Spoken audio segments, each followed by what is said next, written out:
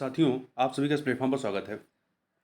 यहाँ पर हम लोग यूपीपीएससी 2023 के लिए टेस्ट सीरीज देख रहे हैं और जो आज के दिन हम लोग टेस्ट सीरीज देख रहे हैं, ये ध्येय आईएएस कोचिंग संस्था के द्वारा जो टेस्ट सीरीज कराई गई है, उसी में से टेस्ट नंबर 10 को हम ये लोग यहाँ पर कंप्लीट कर रहे हैं और इसके पहले पार्ट में 75 क्वेश्चन कंप्लीट कर चुके हैं और इसके सेकंड पार्ट में हम लोग शेष बचे हुए 75 क्वेश्चन को कंप्लीट करेंगे। चलिए प्रारंभ करते हैं। 76 नंबर क्वेश्चन है कि निम्नलिखित में से कौन सा एक युग्म सही सुमेलित नहीं है।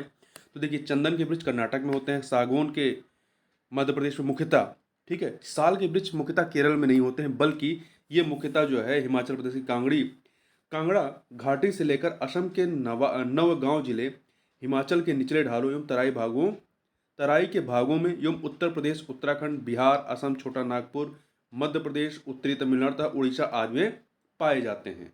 इसका प्रयोग रेल के डिब्बे, लकड़ी की पेटियां, फर्नीचर, जहाज आदि में होता है। चिनार के वृक्ष आपको जम्मू कश्मीर में मिलेंगे। आगे चलते हैं। निम्नलिखित जैवमंडल रिजर्व को उनके जैवमंडल रिजर्व घोषित होने के वर्ष के अनुसार कालक्रम में व्यवस्थित कीजिए। तो देखिए, इसमें आपका मानस 1989 में, कंचनजंगा ये 2000 में, शेषलाचेलम 2010 में, शिमलीपाल 1994 में, नीलगिरी 1986 में। तो सबसे पहले इसमें कौन सा है? नीलगिरी है, 86 वाला। फिर आपका मानस है, फिर आपका शिमलीपाल आएगा 1994, कंचनजंगा 2000, शेषलाचेलम 2010। तो इस प्रकार से आप देखें तो 5 नीलगिरी, 1 मानस, 4 शिमलीपाल, 2 पे कंचनजंगा और फिर 3 शेषलाचेलम। तो 5, 1, 4, 2, 3 ये सही हो जाएगा। आगे बढ़ते हैं। निम्नलिखित कथनों पर विचार करें और बताना है कौन सा इन दो कथनों में से कौन सा या से कथन सत्य है। पहला, एरोशल हानिकारक रेडिएशन को ग्रहण कर लेते हैं, सही है। यह ग्लोबल कूलिंग के कारक हो सकते हैं। ये दोनों के दोनों कथन यहाँ पर सही हैं, ठीक है। तो यहाँ पर सी ऑप्शन। आगे बढ़ते हैं, क्वेश्चन नंबर 79 देखते हैं। निम्नलिखित कथनों पर विचार कीजिए और बताना है कि इन दो कथनों में से असत्य कथन या कथनों का हमें चयन करना है। पहला, कस्तूरी केवल नर मृग में पाई जाती है, ये आपका कथन सही है। दूसरा, कस्तूरी मृग हिमाचल की चंबा घाटी से लेकर सिक्किम तक के हिमालयी क्षेत्र में पाए जाते हैं, ये भी कथन आपका सही है। दो के दोनों सही है, तो कोई कथन असत्य नहीं, इसलिए डी ऑप्शन आपका सही हो जाएगा। आगे चलते हैं अगले प्रश्न, क्वेश्चन नंबर 80। निम्नलिखित में से किसे आर्कटिक मरुस्थल के रूप में जाना जाता है? आर्कटिक मरुस्थल के रूप में, तो जो टुंड्रा बायोम है, टुंड्रा बायोम को जो है आर्कटिक मरुस्थल के रूप में जाना जाता है। टुंड्रा को अत्यल्प एवं विरल जीव समुदाय एवं दुष्कर परिस्थितियों के कारण आर्कटिक मरुस्थल कहते हैं। यह सबसे कम जैव विविधता तथा जैव भार वाला बायोम है। अगला, लिविंग प्लेनेट रिपोर्ट कौन जारी करता है? तो इसे world wide fund for nature, WWF है, इसके द्वारा जारी किया जाता है। और जो world wide fund for nature है, इसकी स्थापना 1961 में हुई थी। इसका मुख्यालय स्विट्जरलैंड के ग्लैंड में है, ठीक है। आगे चलते हैं। भारत वन स्थित रिपोर्ट 2021 के अनुसार मैंग्रोव वन में देखी गई, जो 2021 की रिपोर्ट है, इसके अनुसार मैंग्रोव वन में क्या हुई? वृद्धि देखी गई है, ठीक है। और कितनी वृद्धि? 17 वर्ग किलोमीटर की वृद्धि देखी गई है। भारत का कुल मैंग्रोव आवरण अब 4992 वर्ग किलोमीटर हो गया है। आगे बात करते हैं 83 नंबर क्वेश्चन। निम्नलिखित में से किस एक का वार्षिक जैव द्रव्यमान न्यूनतम होता है? वार्षिक जैव द्रव्यमान न्यूनतम होता है, तो ये देखिए, इसमें आपका गहरे सागर, प्रेरी, टैगा, पतझड़ वन और गहरे सागर, इसमें आपके गहरे सागर का जो वार्षिक जैव द्रव्यमान होता है वो सबसे न्यूनतम होगा, जबकि जैव द्रव्यमान के उत्पादन दृष्टि से उष्णकटिबंधीय वर्षावन प्रथम स्थान पर आते हैं। और आगे चलते हैं अगले प्रश्न पर। निम्नलिखित में से कौन सा भारत में प्रवाल भित्ति का क्षेत्र है? तो मन्नार की खाड़ी, लक्षद्वीप, अंडमान निकोबार द्वीप समूह, ये सभी के सभी हैं, तो डी ऑप्शन यहाँ पर सही हो जाएगा।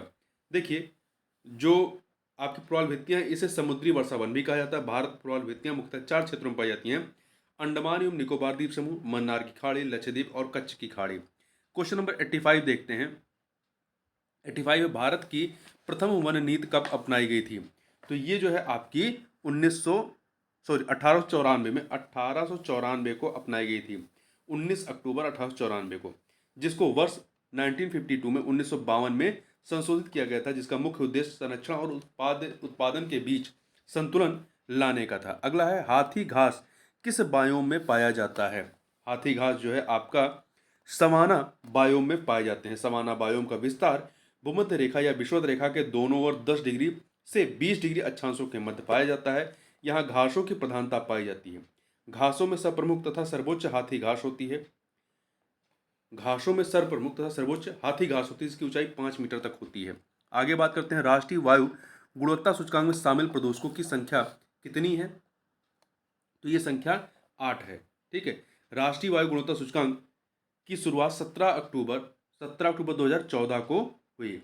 इसमें कुल 8 प्रदूषकों को शामिल किया गया है। ये कौन से हैं? PM10, PM2.5, nitrogen dioxide NO2, ozone O3, carbon monoxide CO, sulphur dioxide SO2, ammonia NH3 और लेड, 8वां लेड PV।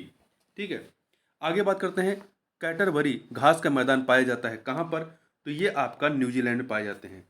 ठीक है, दक्षिण अफ्रीका में बेल्ट के घास के मैदान होते हैं, और हंगरी में जो है पुष्टाज, अर्जेंटीना में पंपास घास के मैदान। आगे बढ़ते हैं, कुछ पौधों द्वारा प्रतिस्पर्धी पौधों की वृद्धि रोकने के लिए एलर्जिक रसायनों का स्त्राव किया जाता है। इस प्रभाव को क्या कहते हैं? इस प्रभाव को एलिलोपैथी कहते हैं। क्या कहते हैं? एलिलोपैथी कहा जाता है।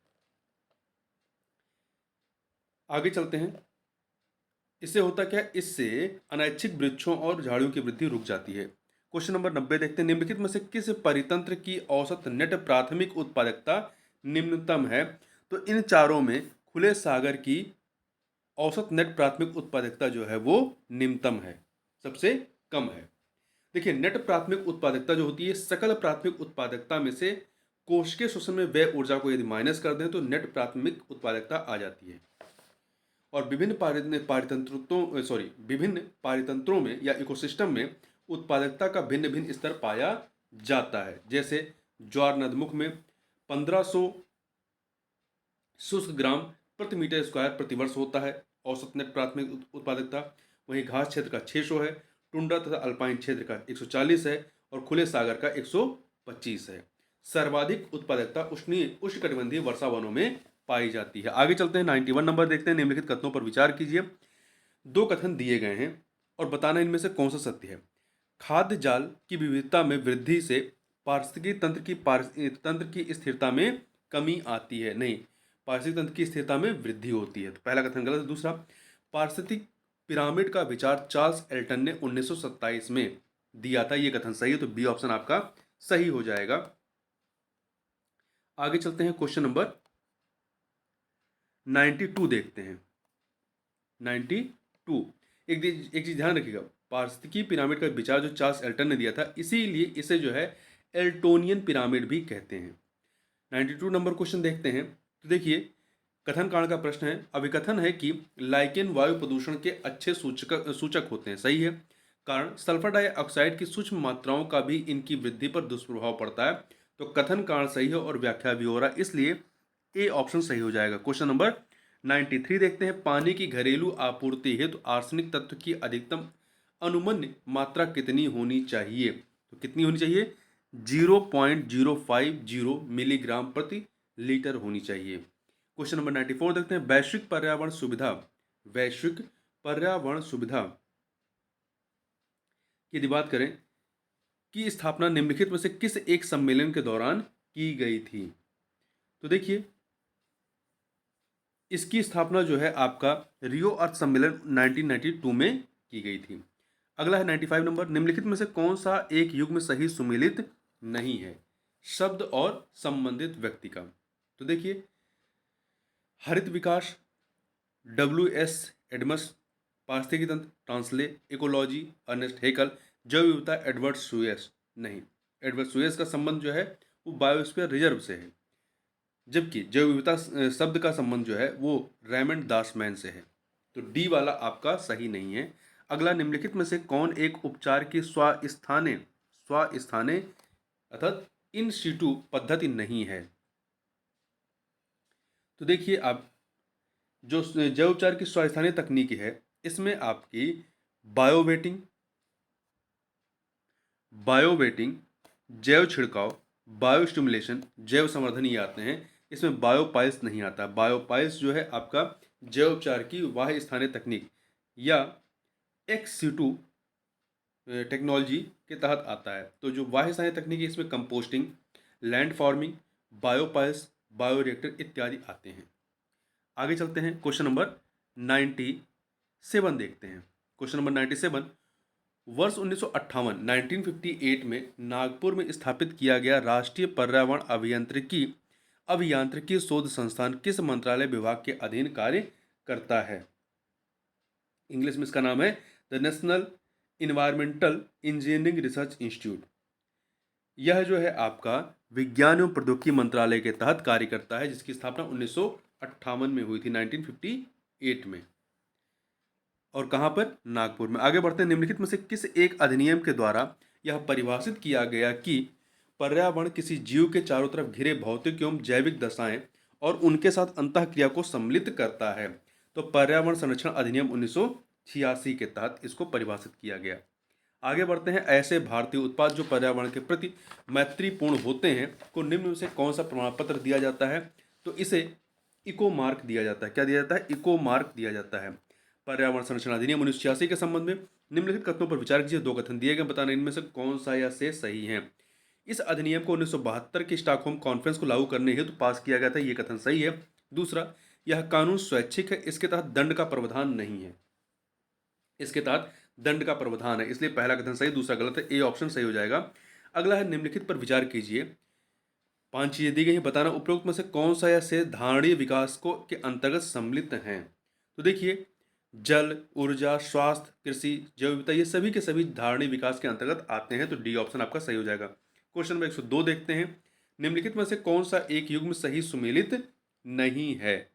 तो देखिए, रोजवुड, उष्णकटिबंधीय सदाबहार वन, सागौन, सागवान, सागवान या सागौन, उष्णकटिबंधीय पर्णपाती वन, यूकेलिप्टस, शीतोष्ण सदाबहार वन, चीड़ जो है ये आपके शीतोष्ण पर्णपाती वन नहीं है, जबकि बल्कि चीड़ जो है ये शीतोष्ण सदाबहार वन के उदाहरण, शीतोष्ण सदाबहार वन के। तो डी वाला सुमेलित नहीं। आगे बात करते हैं, ये लंबे नरम काष्ठ वाले सदाबहार वृक्ष होते हैं। इन वृक्षों के काष्ठ का उपयोग लुगदी बनाने में किया जाता है, जो सामान्यतः अखबारी कागज बनाने के काम आता है। उपरोक्त निम्न में से किस प्रकार के वन की विशेषता है? तो ये जो है आपका शंकुधारी वन की विशेषताएं के बारे में बात की गई है। ये उत्तरी गोलार्ध में 50 से लेकर 70 डिग्री अक्षांशों पर पाए जाते हैं। आगे बात करते हैं 104 नंबर क्वेश्चन, निम्न में से कौन उष्णकटिबंधीय वर्षा वनों का एक परजीवी पौधा है? उष्णकटिबंधीय वर्षा वनों का, तो आर्किड, आर्किड और आपका ब्रोमिलाइड अर्थात सी ऑप्शन। देखिए, आर्किड और ब्रोमिलाइड उष्णकटिबंधीय वर्षा वनों के परजीवी पौधे हैं। ब्रोमिलाइड अपनी पत्तियों में जल को संचित रखने की क्षमता वाला पौधा है। मेढक जैसे प्राणी इन जल के पॉकेट का उपयोग अंडा देने के लिए करते हैं। वर्षा वनों में वही वनस्पतियां पनप सकती हैं जिनमें छाया में बढ़ने की क्षमता होती है। आगे बात करते हैं 105 नंबर क्वेश्चन, कथन कारण का प्रश्न है। कथन कि गांव की अपेक्षा नगरों का तापमान अधिक होता है, सही है। कारण, क्योंकि दिन के समय में एशाफेल्ट से बनी सड़कें एवं धातु और कंक्रीट से बने भवन गर्म हो जाते हैं। तो कथन कारण दोनों सही है और व्याख्या भी हो रही है, तो ए ऑप्शन सही हो जाएगा। क्वेश्चन नंबर 106 देखते हैं। 106 नंबर क्वेश्चन देखते हैं, निम्नलिखित कथनों पर विचार कीजिए। दो कथन दिए गए हैं, बताना है कौन सा इसमें असत्य है। देखिए, पहला है, गंगा एवं ब्रह्मपुत्र नदी के अलवण जल में एक प्रकार की डाल्फिन पाई जाती है जिसे स्थानीय भाषा में सुसु कहते हैं। ये सही है। सुसु की उपस्थिति से जल की शुद्धता का पता चलता है, ये भी सही है। तो कौन सा असत्य है? कोई भी नहीं। तो डी ऑप्शन आपका सही हो जाएगा। 107 नंबर क्वेश्चन देखते हैं, निम्नलिखित कथनों पर विचार कीजिए। दो कथन दिए गए हैं, पहला, और बताना इसमें सत्य कौन सा। साइनोबैक्टीरिया केवल स्थलीय वायुमंडल में पाए जाते हैं, नहीं, ये सही नहीं है। ये जलीय एवं स्थलीय वायुमंडल में विस्तृत रूप में पाए जाते हैं। ये स्वपोषित सूक्ष्मजीव होते हैं। तो पहला कथन गलत होगा। दूसरा, धान के खेत में साइनोबैक्टीरिया प्रमुख जैव उर्वरक की भूमिका निभाते हैं, ये सही है। तो बी ऑप्शन आपका सही हो जाएगा। आगे बढ़ते हैं 108 नंबर क्वेश्चन, कोपेन ने अपने जलवायु वर्गीकरण योजना में भारत के गंगा के मैदान को किस वर्ग में रखा है? तो गंगा के मैदान को CWG वर्ग में रखा गया है, जो शुष्क शीत ऋतु वाला मानसून प्रकार है। शुष्क शीत ऋतु वाला मानसून प्रकार। आगे बात करते हैं, निम्नलिखित कथनों पर विचार कीजिए। दो कथन दिए गए हैं, बताने में से कौन सा है या से असत्य है। दक्षिण गंगोत्री भारत का प्रथम अंटार्कटिक शोध केंद्र है। शोध केंद्र है, तो सही है ये। दूसरा, वर्तमान में अंटार्कटिक में भारत के 2 परिचालित अनुसंधान स्टेशन मैत्री और भारती हैं। ये भी सही, 2 के दोनों सही हैं, कोई भी असत्य नहीं है, तो बी ऑप्शन, ना तो 1 ना तो 2। Indian institute of ecology and environment कहाँ पर अवस्थित है? तो ये आपका नई दिल्ली में, Indian institute of ecology and environment जो है नई दिल्ली में स्थित है। इसकी स्थापना 1980 में की गई थी। यह पर्यावरणीय शिक्षा को समर्पित संस्थान है या एक समाज की स्थापना पर विश्वास करता है। क्वेश्चन नंबर 111 देखते हैं। क्वेश्चन नंबर 111, निम्नलिखित में से कौन सा एक युग्म सही सुमेलित नहीं है?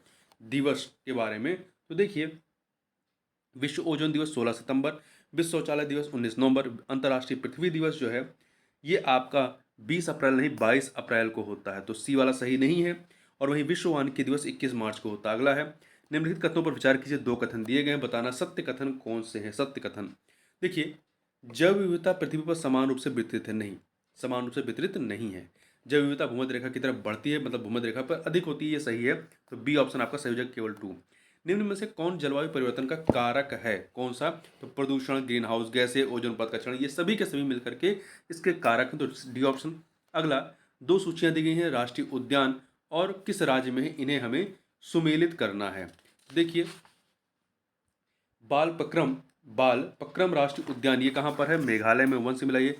चंदौली जो है आपका महाराष्ट्र में 2 से मिलाइए। हेमिश ये आपका लद्दाख में है, 3 से मिलाइए। अंश कर्नाटक में 4 से, तो 1 2 3 4 ए ऑप्शन आपका सही हो जाएगा। क्वेश्चन नंबर 115 देखते हैं। सूर्य तप, तुषार तथा वायु द्वारा चट्टानों में विघटन की क्रिया को क्या कहते हैं? तो इसे जो है यांत्रिक अपक्षय कहते हैं। क्या कहते हैं? यांत्रिक अपक्षय। 3 प्रकार के होते हैं, रासायनिक अपक्षय जैसे ऑक्सीडेशन, कार्बोनेशन, यांत्रिक अपक्षय सूर्यताप, तुषार तथा वायु द्वारा, जैविक अपक्षय मनुष्य, जीव जंतुओं, पौधों के द्वारा। आगे बात करते हैं, क्वेश्चन नंबर 116 देखते हैं। क्वेश्चन नंबर 116, C40 शहर सम्मेलन किससे संबंधित है? तो ये जो है आपका जलवायु परिवर्तन से संबंधित है। C40 शहर सम्मेलन विश्व के बड़े शहरों का एक समूह जिसका उद्देश्य जलवायु परिवर्तन की चुनौतियों से निपटना है। इसकी स्थापना वर्ष 2005 में हुई थी। ठीक है, जो 2005 में हुई थी। देखिए, अभी वर्ष 2022 में C40 शहरों का मेयर सम्मेलन ब्यूनस आयर्स, अर्जेंटीना की जो राजधानी है, यहाँ पर किया गया था। भारत के नई दिल्ली, मुंबई, अहमदाबाद, बेंगलुरु, चेन्नई, कोलकाता इसके सदस्य हैं। आगे बात करते हैं, निम्नलिखित में से किस सम्मेलन में द फ्यूचर बी वांट का मसौदा प्रस्तुत किया गया? तो इसको Rio+20 सम्मेलन में, Rio+20 सम्मेलन के दौरान इसका मसौदा पास किया गया।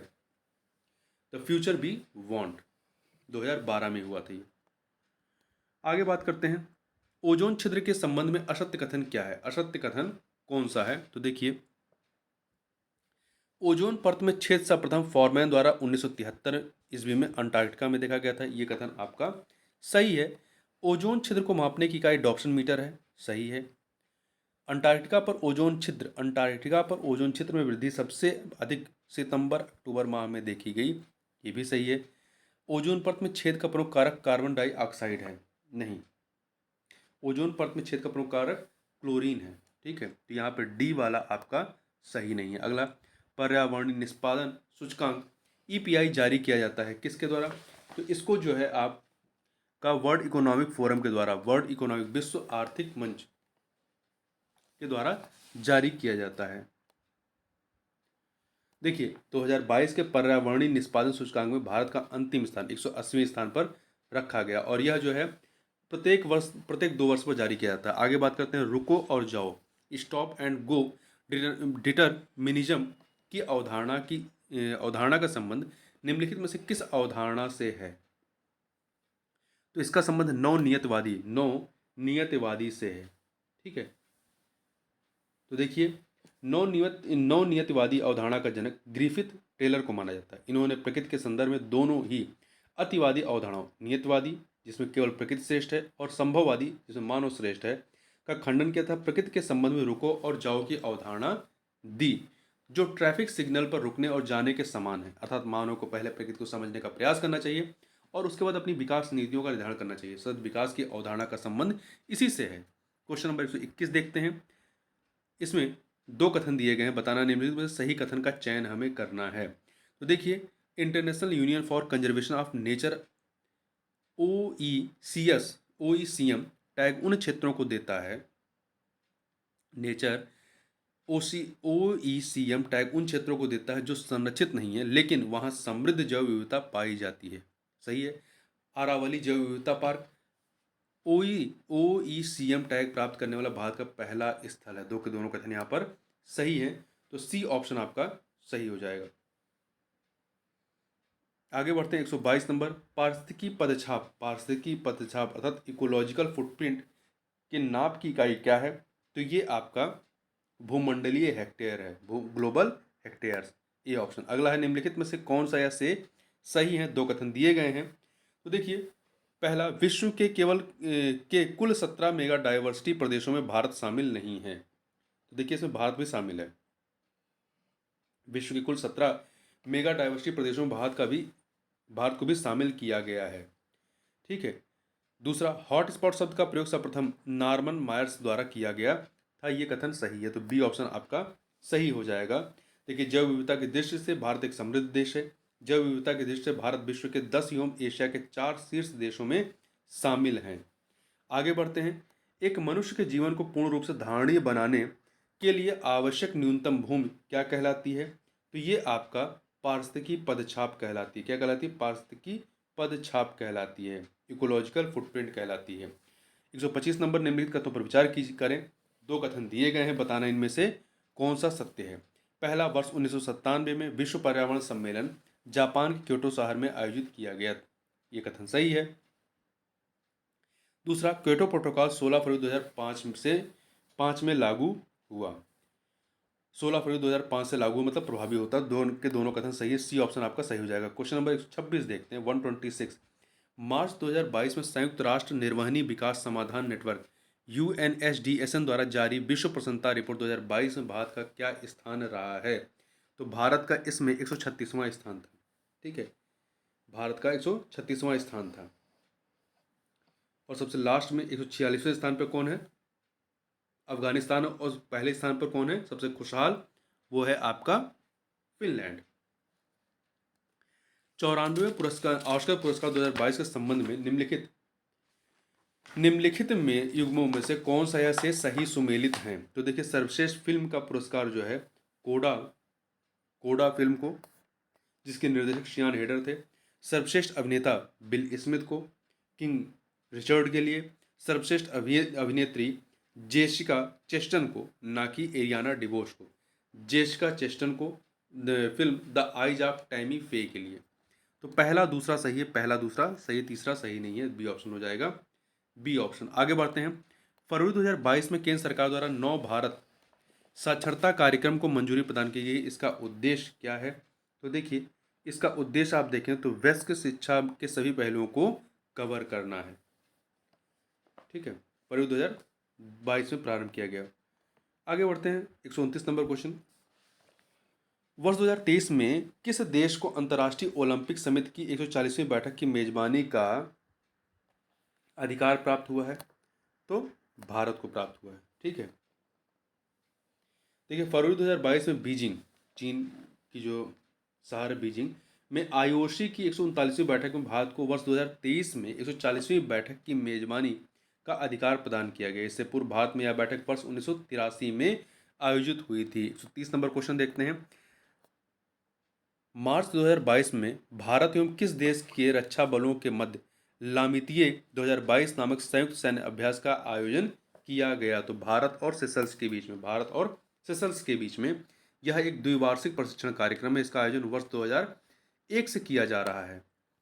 आगे बढ़ते हैं, 131 नंबर क्वेश्चन देखते हैं, मार्च 2022 में निम्नलिखित अंतर्राष्ट्रीय महिला क्रिकेटरों में से कौन एक लगातार 6 विश्व कप खेलने वाली पहली महिला क्रिकेटर बन गई हैं? तो यह है मिताली राज, जो अब रिटायर हो चुकी हैं। आगे बढ़ते हैं, मार्च 2022 में चर्चा में रहे कवच सुरक्षा प्रणाली का संबंध किससे है? तो इसका संबंध रेलवे द्वारा विकसित ट्रेनों की सुरक्षा प्रणाली से है। ठीक है, क्वेश्चन नंबर 133 देखते हैं, फरवरी 2022 में नाइट फ्रैंक द्वारा जारी द वेल्थ रिपोर्ट 2022 के अनुसार विश्व स्तर पर अरबपतियों की संख्या के अनुसार भारत का स्थान कौन सा है? तो भारत का स्थान तीसरा है। पहले पे यूएसए है, दूसरे पे चीन है, तीसरे पे भारत है 115 अरबपतियों के साथ में। निम्नलिखित में से कौन सा एक युग में सही सुमेलित नहीं है अंतर्राष्ट्रीय दिवस और तिथि के रूप में? तो देखिए, आपका अंतर्राष्ट्रीय वन दिवस 21 मार्च को, अंतर्राष्ट्रीय प्रसन्नता दिवस जो है 22 मार्च को, विश्व दलहन दिवस 10 फरवरी को, ना कि 5 फरवरी को। तो ये सही नहीं है। विश्व आर्द्रभूमि दिवस 2 फरवरी को होता है। आगे बात करते हैं 135 नंबर क्वेश्चन। मार्च 2022 में आज़ादी के अमृत महोत्सव के हिस्से के रूप में महात्मा गांधी ग्रीन ट्रायंगल का उद्घाटन निम्नलिखित में से किस स्थान पर किया गया? तो मेडागास्कर के एंटानानारिवो में, ठीक है, यहाँ पर किया गया मार्च 2022 में। क्वेश्चन नंबर 136 देखते हैं, 136 देखते हैं। तो देखिए, आपका 136 जो है मार्च 2022 में प्रदान किए गए प्रतिष्ठित आर्किटेक्टर या आर्किटेक्चर पुरस्कार के संबंध में निम्नलिखित कथनों पर विचार कीजिए। दो कथन दिए गए हैं। पहला, बुर्किना फासो के आर्किटेक्ट देइवेदो फ्रांसिस केरे को वर्ष 2022 का यह पुरस्कार प्रदान किया गया। ये कथन आपका सही है। दूसरा, यह पुरस्कार पाने वाले वह पहले अफ्रीकी हैं। ये भी कथन सही है। दो के दोनों कथन यहाँ पर आपके सही हैं। तो सी ऑप्शन जो है वो सही हो जाएगा। आगे चलते हैं 137 नंबर। फरवरी 2022 में सिगरेट समेत सभी तंबाकू उत्पादों की लत छुड़ाने में लोगों की मदद हेतु क्विट टोबैको ऐप नामक ऐप जो है एप्लीकेशन किस एक के द्वारा जारी किया गया? तो इसे जो है विश्व स्वास्थ्य संगठन के द्वारा जारी किया गया। किसके द्वारा? विश्व स्वास्थ्य संगठन के द्वारा। आगे बढ़ते हैं। मार्च 2022 में निम्नलिखित में से किस देश ने अपने दूसरे सैन्य उपग्रह नूर 2 का सफलतापूर्वक प्रक्षेपण किया है? ईरान ने किया है। किसने किया है? ईरान ने मार्च 2022 में। ऑस्ट्रेलियन ओपन 2022 प्रतियोगिता में पुरुष एकल का खिताब राफेल नडाल ने निम्नलिखित में से किस एक को पराजित करके जीता?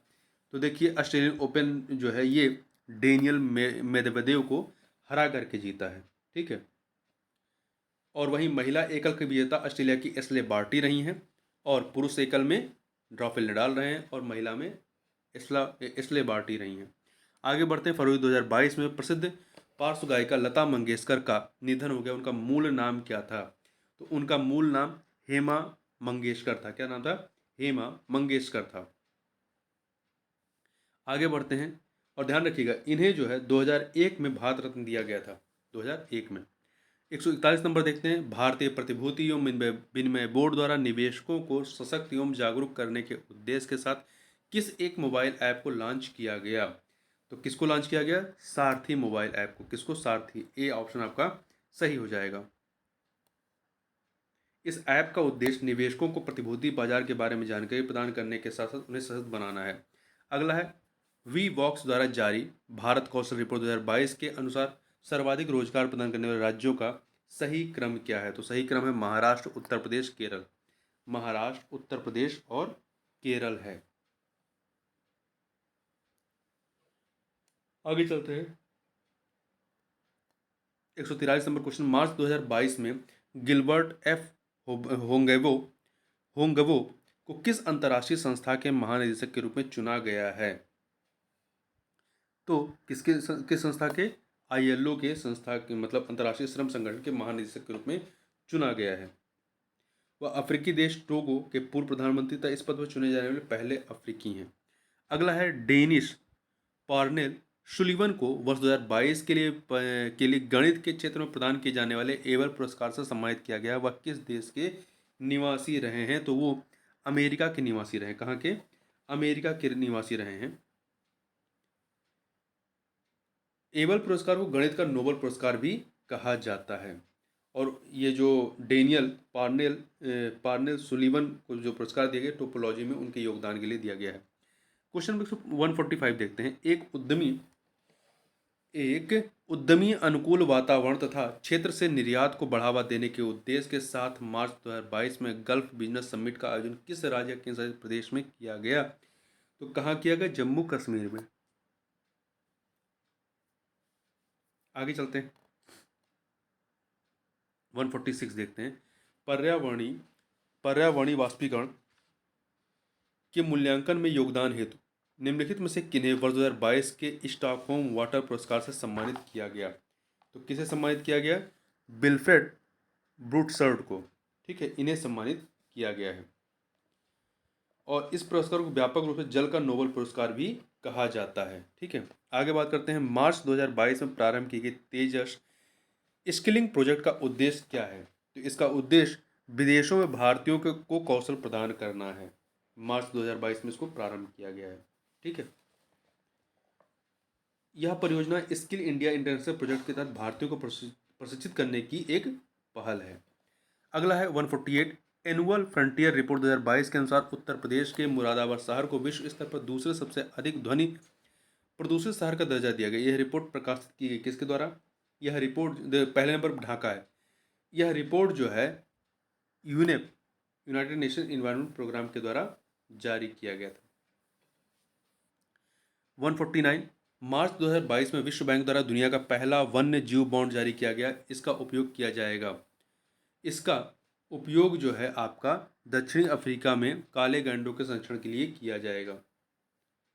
आगे चलते हैं, 150 नंबर, निम्नलिखित में से कौन सा सुजलाम 2.0 अभियान का मुख्य उद्देश्य है? तो इसका मुख्य उद्देश्य ग्रे वाटर मैनेजमेंट करना है, ठीक है। और इस वर्ष के अभियान की थीम जो रही है वो रही है ground water making the invisible visible.